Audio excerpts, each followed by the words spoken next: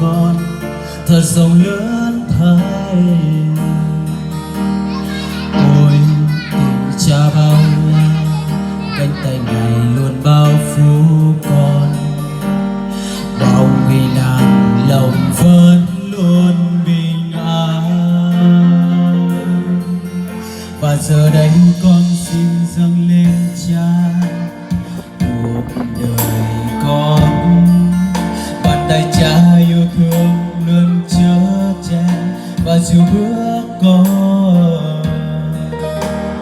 Dẫu nhiều khi sóng gió bước theo Ngài con luôn vững yên.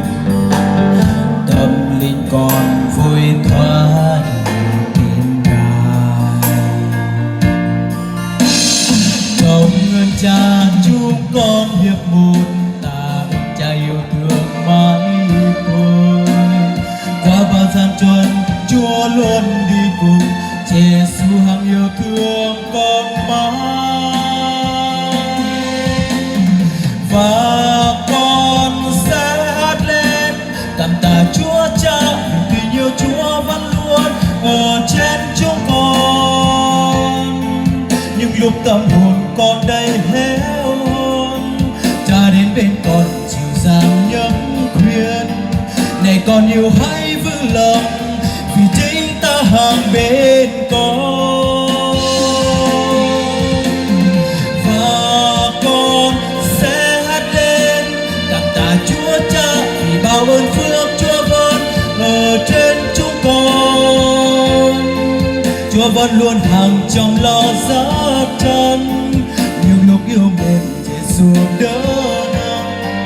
Thật lòng con biết ơn Ngài, thật biết ơn Ngài vô cùng.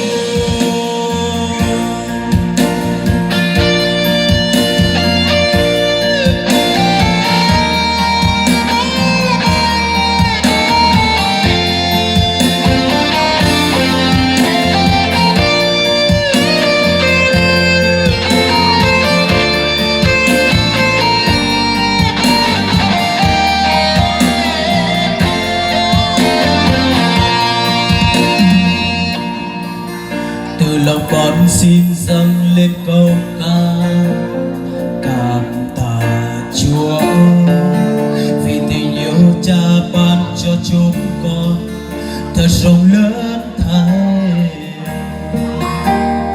Ôi tình Cha bao la, cánh tay Ngài luôn bao phủ con.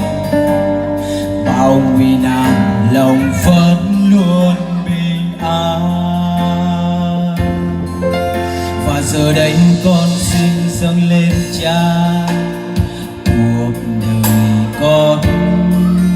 Bàn tay Cha yêu thương luôn chở che và dìu bước con. Dẫu nhiều khi sóng gió bước theo Ngài con luôn vững yên. Tâm linh con vui thoát bên Ngài. Trong ơn Cha chúng con hiệp một, tạ ơn Cha yêu thương mãi thôi. Qua bao gian truân Chúa luôn đi cùng, Giêsu hằng yêu thương con mãi.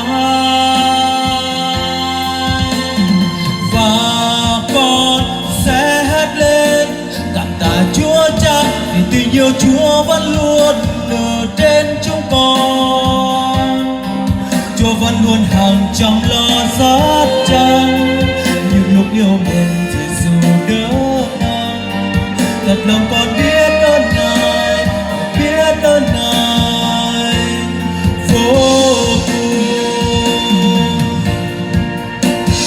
Và con sẽ hát lên cảm tạ Chúa Cha vì tình yêu Chúa vẫn luôn ở trên chúng con.